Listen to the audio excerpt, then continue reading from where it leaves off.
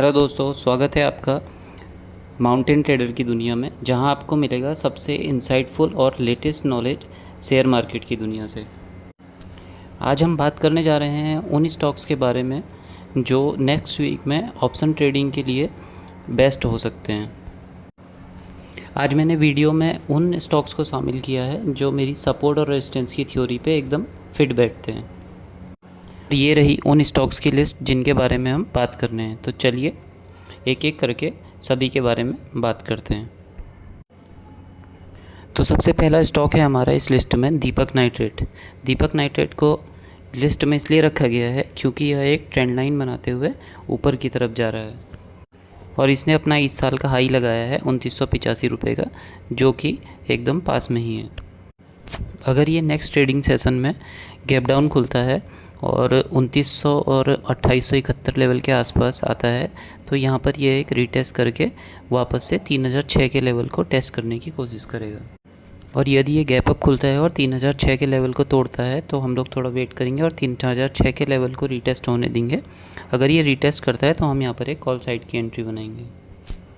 अगर ये flat open होता है और 3006 के लेवल के आसपास वापस से जाता है और यदि वहाँ पर एक नेगेटिव प्राइस एक्शन बनाता है तो हम वहाँ पर सेल करेंगे, क्योंकि हमारा दूसरा स्टॉक है नेस्ले इंडिया।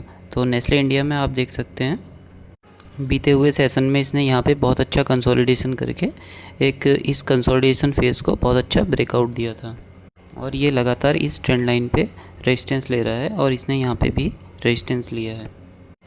अगर ये नेक्स्ट ट्रेडिंग सेशन में इस ट्रेंड लाइन को ब्रेकआउट करता है, अगर फ्लैट ओपन होके, तो हम लोग इस लेवल पे रीटेस्ट को देखेंगे और अगर ये रीटेस्ट सक्सेसफुल रहता है तो हम लोग नेक्स्ट 2565 के टारगेट की तरफ कॉल साइड में एंट्री बनाएंगे।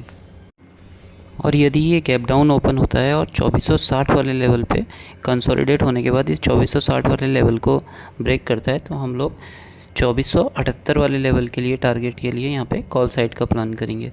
और अगर ये 2460 और 2451 के बीच में कंसोलिडेट होता है तो हम लोग और एक नेगेटिव प्राइस एक्शन बनाता है तो हम लोग यहाँ पर एक पुट साइड की एंट्री बनाएंगे, जो कि जिसका टारगेट होगा 2414 से 2409 के आसपास। हमारा अगला स्टॉक है HDFC बैंक। तो HDFC बैंक में 1590 से लेके 1600 तक का लेवल, ये एक स्ट्रॉन्ग सपोर्ट जोन है इसका और ये एक डिमांड जोन की तरह काम करेगा। और यदि ये गैप डाउन ओपन होता है और वापस से 1600 के लेवल के आसपास रीटेस्ट करता है तो हम लोग यहाँ पर 1624 के लेवल के लिए ट्राई कर सकते हैं।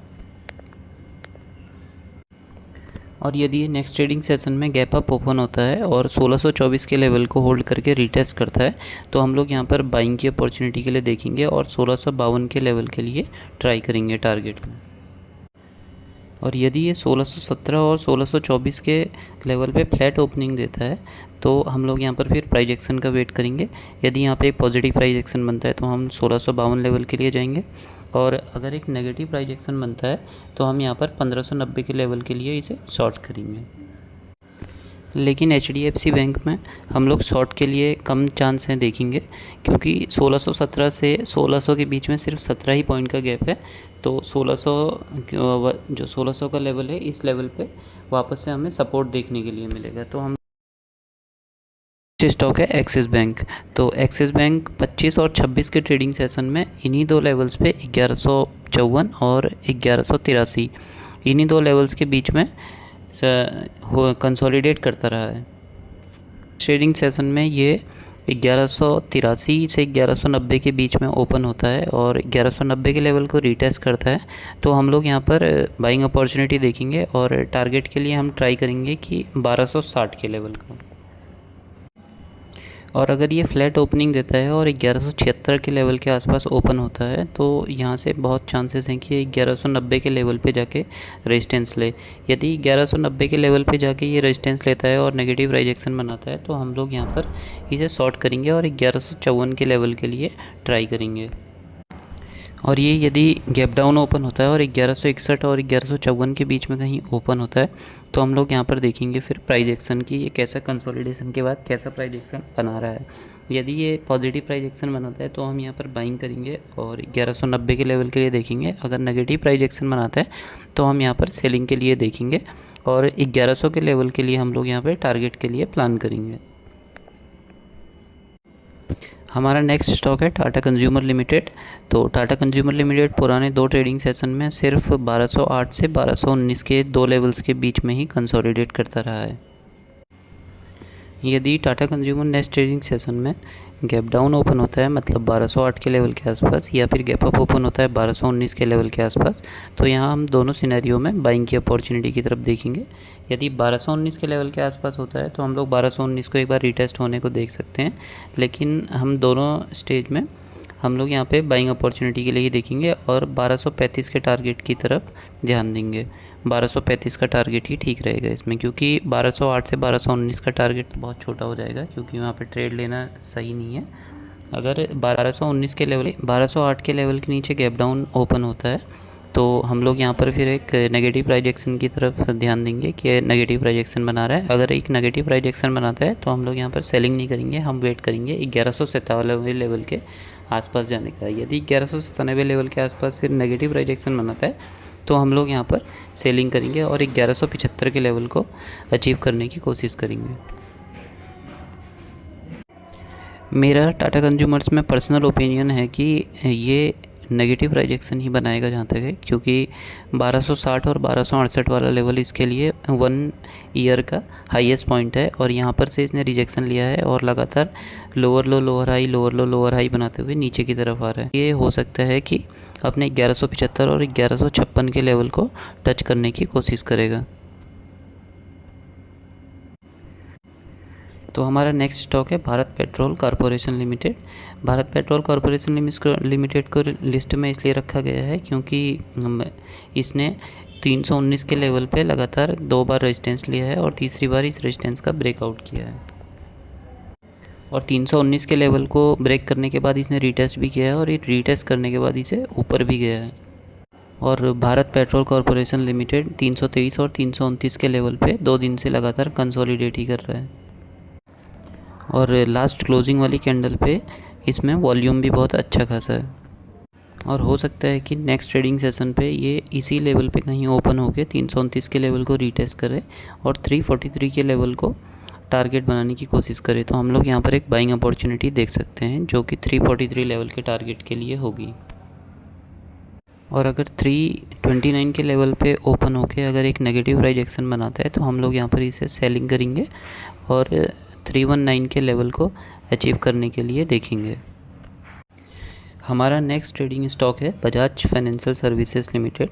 बजाज फाइनेंशियल सर्विसेज लिमिटेड का स्टॉक इसलिए रखा गया है क्योंकि इसने 1559 के लेवल पे बार बार सपोर्ट लिया है और यहाँ से बार बार ऊपर गया है, तो ये एक स्ट्रॉन्ग डिमांड जोन है यहाँ पे और ये यहाँ पे 1559 के लेवल को टेस्ट करके वापस से ट्रेंड लाइन के पास तक चला गया है। अगर नेक्स्ट ट्रेडिंग सेशन में ये 1593 के लेवल के आसपास ओपन होता है और उसे 1593 लेवल के रीटेस्ट करता है तो हम लोग यहाँ पे 1607 और 1622 के टारगेट देख सकते हैं। नेक्स्ट स्टॉक है हमारा टेक महिंद्रा। तो टेक महिंद्रा ने यहाँ पे बहुत अच्छी एक हैमर कैंडल बनाई है और 1498 वाले लेवल का ब्रेकआउट किया है और उसके बाद ये 1541 वाले लेवल पे जाके लगातार रेजिस्टेंस ले रहा है और इसने यहाँ पे करीब 3 बार या 5 बार रेजिस्टेंस लिया है। यदि नेक्स्ट ट्रेडिंग सेशन में ये गैप अप ओपन होता है और 1546 के लेवल को निकाल के उसे 1546 के लेवल को रीटेस्ट करता है तो हम लोग यहाँ पर 1636 के लेवल को टारगेट बनाकर बाइंग अपॉर्चुनिटी देख सकते हैं। तो यहाँ पर हमारा पहला टारगेट 1636 और दूसरा टारगेट 1751 होगा। अगला स्टॉक है हमारा हीरो मोटो कॉरपोरेशन लिमिटेड। हीरो मोटो कॉरपोरेशन लिमिटेड को इसलिए रखा गया है क्योंकि इसने 5386 वाले लेवल पे लगातार बार बार सपोर्ट लिया है, तो इस हिसाब से ये बार बार यहाँ पे सपोर्ट ले रहा है, तो ये एक इसके लिए स्ट्रॉन्ग डिमांड जोन है। तो यहाँ पर इसने अपने डिमांड जोन पे सपोर्ट लेके 5484 के लेवल को ब्रेक किया है। नेक्स्ट ट्रेडिंग सेशन में अगर ये 5473 और 5484 के बीच में कहीं बीच में ओपन होता है और 5505 के लेवल को होल्ड करता है और 5505 के लेवल को रीटेस्ट करके तोड़ के रीटेस्ट करता है तो हम लोग यहाँ पर एक बाइंग अपॉर्चुनिटी की तरफ देखेंगे और 5598 लेवल को टारगेट मानकर बाइंग अपॉर्चुनिटी देखेंगे। यदि इन्हीं दोनों लेवल के बीच में खुलता है और एक नेगेटिव प्राइजेक्शन बनाता है तो हम लोग यहाँ पर सेलिंग की तरफ देखेंगे और 5386 के टारगेट के लिए ट्राई करेंगे। नेक्स्ट स्टॉक है हमारा डालमिया भारत लिमिटेड, और डालमिया भारत लिमिटेड को इसलिए रखा गया है क्योंकि यहाँ पे इसने डबल बॉटम पैटर्न बनाया है और नेक लाइन को ब्रेक करके नेक लाइन को रीटेस्ट कर रहा है। अगर नेक्स्ट ट्रेडिंग सेशन में डालमिया भारत 1808 के आसपास ओपन होता है और एक पॉजिटिव प्राइस एक्शन बनाता है तो हम लोग यहाँ पर एक बाइंग साइड की अपॉर्चुनिटी देखेंगे और 1876 के टारगेट के लिए इसको अचीव करने की कोशिश करेंगे। यदि 1876 टारगेट अचीव होता है और वहाँ पे भी पॉजिटिव प्राइस एक्शन बनता है तो हम लोग 1936 के टारगेट के लिए यहाँ पे ट्राई करेंगे। हमारा नेक्स्ट स्टॉक है पेज इंडस्ट्रीज़ लिमिटेड, और पेज इंडस्ट्रीज़ लिमिटेड को इसलिए रखा गया है क्योंकि ये एक असेंडिंग ट्रायंगल का पैटर्न का ब्रेकआउट करके उसे रीटेस्ट कर रहा है। यदि डालमिया भारत 41,401 और 41,640 के लेवल के आसपास कहीं खुलता है और 41,640 के लेवल को ब्रेक करके रीटेस्ट करता है तो हम लोग यहाँ पर जल्दी ही 42,400, 43,200 और 43,703 के टारगेट को देख सकते हैं।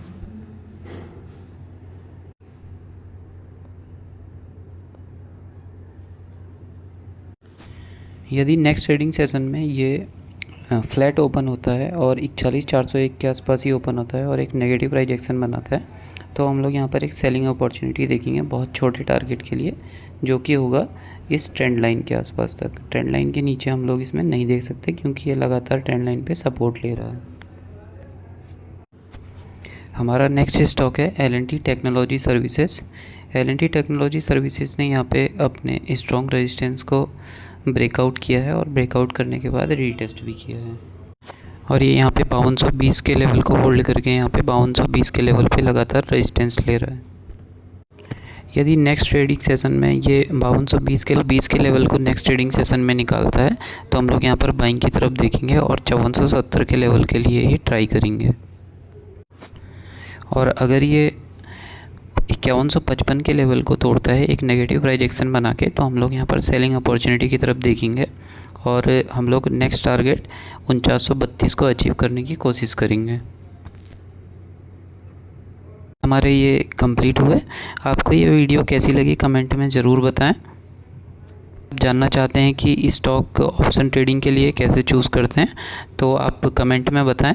मैं आपको एक वीडियो बना के बताने की कोशिश करूंगा कि किस तरह से मैं स्टॉक्स चूज़ करता हूं और किस तरह से स्टॉक्स चूज़ किए जाते हैं ऑप्शन ट्रेडिंग के लिए। इस चैनल पे शॉर्ट प्रॉफिट मूव्स भी डालता रहता हूं जो कि YT शॉर्ट्स के फॉर्मेट में यानी कि YouTube शॉर्ट्स के फॉर्मेट में होते हैं। यदि आप इन मूव्स को प्रॉफिट में कन्वर्ट करना चाहते हैं तो आप सब्सक्राइब करें और बेल आइकन प्रेस करें ताकि आपसे कोई भी मूव मिस ना हो सके। यदि आपको ये वीडियो इन्फॉर्मेटिव लगी हो तो लाइक और शेयर करें और सब्सक्राइब करें।